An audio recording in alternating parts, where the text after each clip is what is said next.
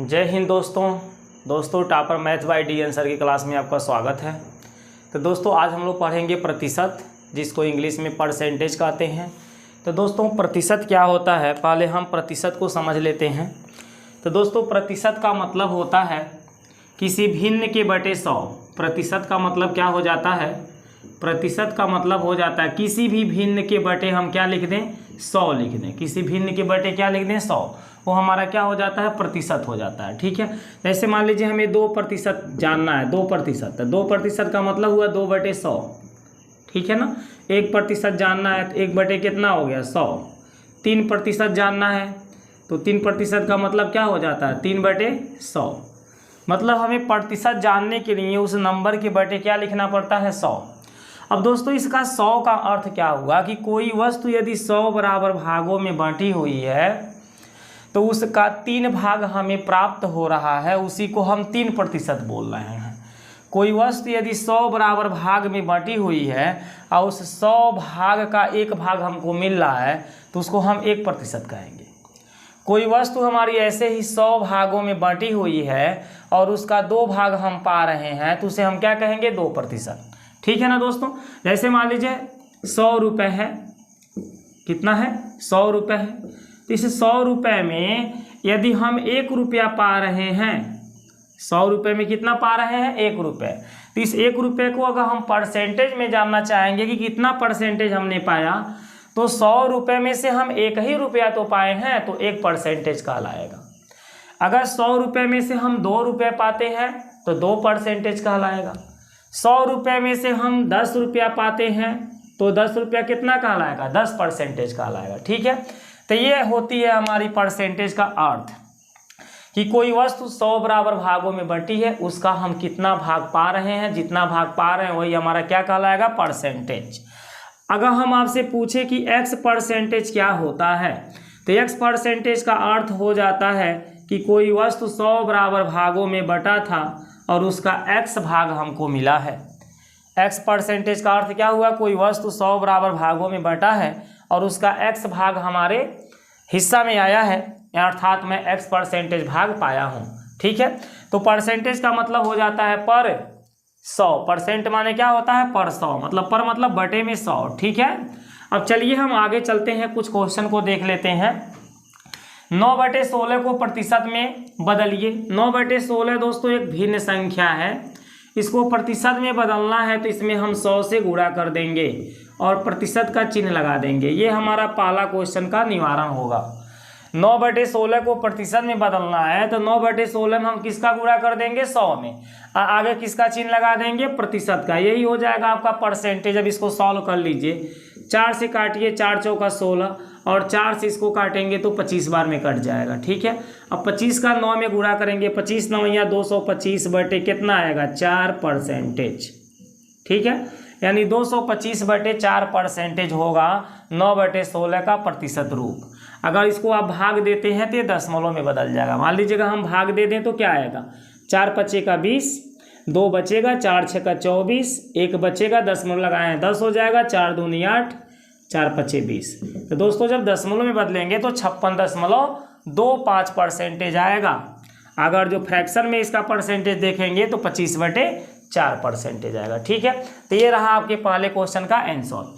अब चलिए हम क्वेश्चन नंबर 2 को देख लेते हैं। 48 का कितना प्रतिशत 6 है। 48 का कितना प्रतिशत 6 है। जिस संख्या का प्रतिशत हमें बताना है वो नीचे रहेगा, तो 48 का हमें बताना है ना, तो 48 कहाँ रहेगा, नीचे। और कितना प्रतिशत 6 है तो वो कहाँ रहेगा, ऊपर। जिस संख्या का परसेंटेज बताना है वो नीचे रहेगा और जितना हो रहा है वो कहाँ रहेगा, ऊपर रहेगा। और इसमें हम 100 का गुणा करा देंगे, आगे क्या लगा देंगे, परसेंटेज। यही हो गया क्वेश्चन नंबर 2 का निवारण। ठीक है ना, 48 का कितना प्रतिशत 6 है, तो 48 का ना हमें बताना है कितना प्रतिशत 6 है, तो 48 नीचे रहेगा, 6 कहाँ रहेगा, ऊपर रहेगा।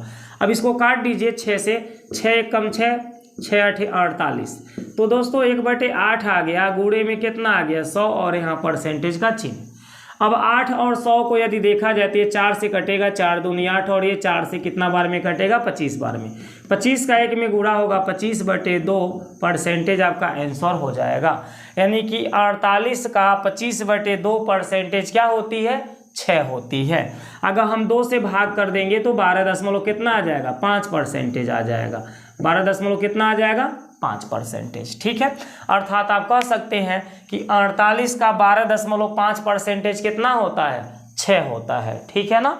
या आप ये भी बोल सकते हैं कि 48 का 25/2 क्या होता है? 6 होता है। चलिए हम इसका सत्यापन भी कर लेते हैं कि क्या 48 का 25/2 6 है। तो देख लीजिए 48 का माने क्या होता है? गुणा कितना परसेंटेज 6 होगा? 25/2। 25/2 क्या होगा? 6 होगा। आप सॉल्व करके देखिए, इसका आंसर 6 आना चाहिए। तो यहाँ देखिए 48 हो जाएगा गुणे 25/2 हटेगा तो यहाँ 100 से गुणा करेंगे 2 में 100, 200 हो जाएगा। परसेंटेज जब हटता है तो बटे क्या आता है? 100 आता है ना। बटे में क्या आता है? 100 आता है। अब पहले से 2 है तो 100 गुणे 2, वही मैंने 200 लिख दिया था। चलिए बराबर में क्या है बताइए? 6। इधर भी 6 आएगा। ठीक है, 25 से काटिए, 25 चौका 100। और 4 से हम काट सकते हैं 48 को।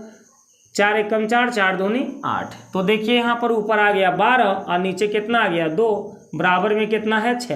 2 से काटिए 12 को, 6 बार में कट गया। इधर भी 6 आ गया, इधर भी 6 आ गया, है ना। तो आपने देखा कि हमने इसका सत्यापन भी दिखाया। 48 का 25/2 जब निकाला तो कितना आ गया? 6 आ गया। समझ पाए हैं ना। एक बार फिर से देखिए, 48 गुणे 25 बटे में 2 है तो इसे आप 200 लिख सकते हैं, क्योंकि 100 का 2 में गुणा हो जाएगा। इधर 6 है तो 6 आना चाहिए। 25 से 200 काटिए, 25 8 200। 8 से 48 काट दीजिए, 8 6 48। देखिए सब कट के 6 आ जा रहा है और इधर भी आपका 6 है। आ गया ना 6। तो इस तरह से हमने क्वेश्चन नंबर 2 का निवारण कर लिया। अब क्वेश्चन नंबर 3 को देख लीजिए कैसे किया जाएगा। 18 का कितना प्रतिशत 36 है? तो किसका पूछ रहा है? 18 का पूछ रहा है ना। तो 18 कहाँ रहेगा? नीचे। और 36 कहाँ रहेगा? ऊपर। और गुणे में क्या कर देना है? 100। और यहाँ परसेंटेज का क्या कर देना है? चिन्ह लगा देना। ये क्वेश्चन नंबर 3 का हल होगा। अब चलिए 18 से हम 36 को 2 बार में काट सकते हैं। तो 2 का गुणा किस में करेंगे? 100 में। तो 2 का गुणा 100 में करेंगे 200%। अर्थात 18 का 200% कितना होगा? 36 होगा। 18 का 200% कितना होगा? 18 का 200% 36 होगा। ठीक है ना। अब चलिए मैं इसका निवारण भी कर देता हूँ। 18 का 200% चेक करके देख लेते हैं कि 18 का 200% 36 आएगा। तो यहाँ 18 गुणे क्या लिखेंगे? 200। अब परसेंटेज हटेगा तो बटे में क्या आएगा? 100। इसके डबल जीरो, इसके डबल जीरो क्या हो जाएंगे? कट जाएंगे।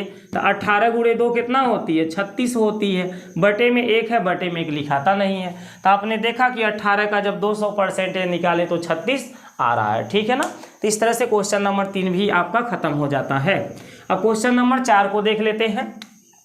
क्वेश्चन नंबर 4 में हमारा क्या देता है? निम्न को साधारण भिन्न के रूप में बदलिए।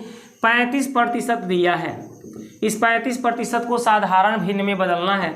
तो यहाँ आप 35 लिखिए। परसेंटेज जैसे हटाएंगे बटे में 100 आएगा। ये प्रतिशत का चिन्ह जैसे हटेगा तो बटे में क्या आ जाएगा? 100। 5 के टेबल से काट दीजिए। 5 सते 35 और इसको 5 से काटेंगे 20 बार में कट जाएगा।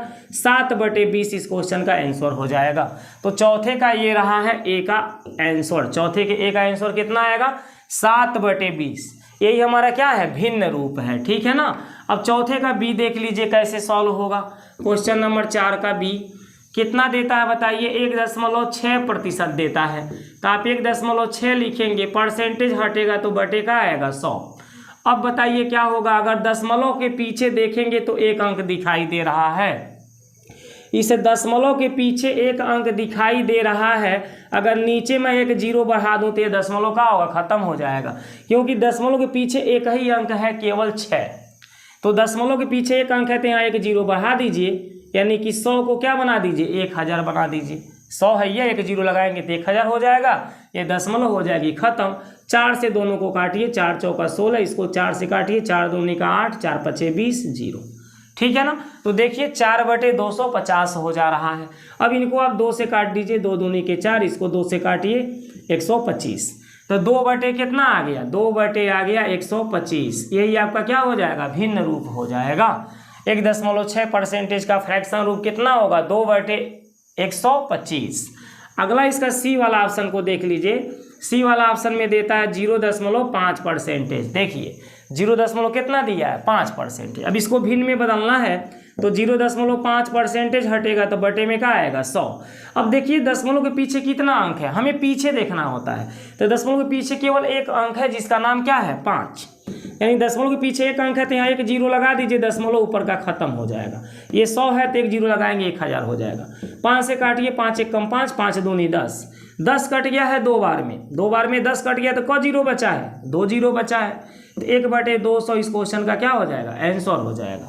ठीक है, तो इस तरह से हमारा क्वेश्चन नंबर सी भी समाप्त हो जाता है चौथे का। अब चलिए चौथे का हम एक बच गया है लास्ट क्वेश्चन डी, उसे भी देख लेते हैं। ठीक है, चौथे का डी क्या देता है बताइए 125% देता है। 125% हटेगा तो बटे में क्या आएगा 100 आएगा। 25 के टेबल से काटिए, 25 चौका 100, 25 5 125, 5/4 इसका क्या हो जाएगा साधारण भिन्न रूप हो जाएगा। ठीक है ना। अब हम क्वेश्चन नंबर कौन सा देखेंगे दोस्तों 5 नंबर का। निम्न को दशमलव भिन्न में बदलिए। किस भिन्न में बदलना है दशमलव भिन्न में। तो 5वें का ए हमारा देता है 20%, हम लिखेंगे 20% हटेगा तो बटे में क्या आएगा 100। 100 के पास 2 0 है, दशमलव यहीं पे छिपा रहता है। कोई भी संख्या मान लीजिए मैंने यहाँ लिख दिया 5, दशमलव नहीं दिखता है तो पीछे छिपा हुआ है। ठीक है, हमने लिख दिया 25, दशमलव नहीं दिख रहा है तो यहीं पे छिपा हुआ है। हमने लिख दिया 32, दशमलव नहीं दिख रहा है तो यहीं छिपा हुआ है इसके पीछे। अगर हमने लिख दिया 128 तो इसमें दशमलव नहीं कहीं है तो दशमलव कहाँ है पीछे है। तो दोस्तों जिस संख्या में दशमलव का चिन्ह न दिखाई दे तो दशमलव उस संख्या के पीछे छिपा रहता है। ठीक है ना। तो यहाँ हमने 20 को लिखा, परसेंटेज हटा तो 100 आया। अब इस 20 में मैं पूछूं दशमलव कहाँ है तो आप कहेंगे पीछे छिपा हुआ है 20 के।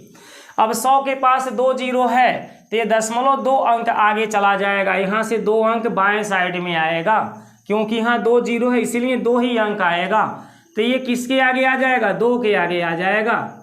ये किसके आगे आ जाएगा 2 के, और दशमलव के आगे यहाँ कोई अंक नहीं बचेगा तो हम 0 लगा देंगे और यही हमारा क्या हो जाएगा इस क्वेश्चन का आंसर हो जाएगा। ठीक है ना।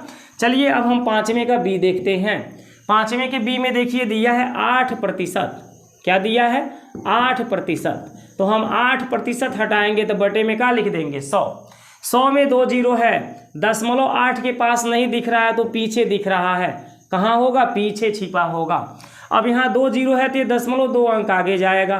तो आप देख रहे हैं कि यहाँ तो केवल 8 ही है, 2 अंक नहीं है तो इसके आगे हम 0 लगा देंगे। अब ये 2 अंक हो गया। जब भी अंकों की संख्या बढ़ानी है तो आगे 0 लगाइएगा। अब दशमलव यहाँ से 2 अंक आगे आ जाएगा, यहाँ पर एक तो ये 8 को क्रॉस करेगा, दूसरा किसको क्रॉस करेगा 0 को। दशमलव के आगे हम क्या लगा देंगे 0। समझ पा रहे हैं। जैसे ये देखिए 8 है, ये क्या है 8 है, ये क्या है 8 है, ये क्या है अभी भी ये 8 है। चाहे आप कितना हो 0 आगे लिख लीजिए, इसको हम 8 ही पढ़ेंगे। लेकिन अगर जो 8 के हम पीछे अगर जो 0 को लगाते जाएं तो इनको 8 नहीं पढ़ेंगे। ये 80 हो जाएगा, 800 हो जाएगा, 8000 हो जाएगा, 80,000 हो जाएगा, 8 लाख हो जाएगा। ऐसे 0 बढ़ाने से इसका मान क्या होगा बढ़ता जाएगा। ठीक है ना। लेकिन हम दशमलव 8 के आगे अगर जो 0 को लगाते हैं तो इसे हम 8 ही पढ़ेंगे। तो हमें बताइए यहाँ 2 0 है, कितना 0 है 2 0। तो ये दशमलव को 2 अंक आगे ले जाना है तो इसके आगे मान लीजिए हम 0 तो लगा सकते हैं जितना चाहें उतना। अब यही दशमलव मेरा 2 अंक आगे आ जाएगा, यहाँ से उठ करके यहाँ से 2 अंक आगे आएगा तो ये 0 दशमलव कितना हो जाएगा 0.8। ये हमारा हो जाएगा 5वें के बी का आंसर। ठीक है दोस्तों। अब दोस्तों हम कौन सा देखते हैं 5वें का सी देख लेते हैं कि 5वें का सी में क्या दिया है। दोस्तों 5वें का सी में दिया है 0.25%। अब हम इसको भिन्न क्या बोलते हैं दशमलव भिन्न में बदलना है तो क्या करेंगे 0.25% हटेगा तो बटे में क्या आएगा 100। 100 के पास कितने 0 हैं भाई 2 0 हैं। तो ये दशमलव कितना अंक यहाँ से आगे आएगा 2 अंक आगे आएगा। आपको पता है कि यहाँ पर कोई अंक नहीं है, 25 के आगे खाली 0 लिखा हुआ है। तो यहाँ पर बहुत से 0 होते हैं, ऐसे आप जितना चाहें उतना 0 लगा सकते हैं। तो हमें 2 अंक आगे लाना है तो ये दशमलव यहाँ से उठ के कहाँ आएगा यहाँ पर आएगा, अर्थात दशमलव के पीछे क्या बचेगा बताइए।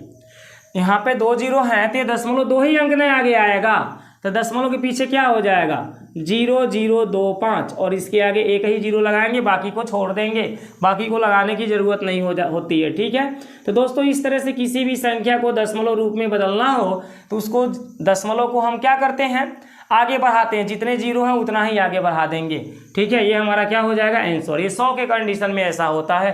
तो दोस्तों नंबर 5 का है, दोस्तों 5 का ABC हमने बता दिया। अब 5 का जो D हमारा है 0.06 दिया हुआ है।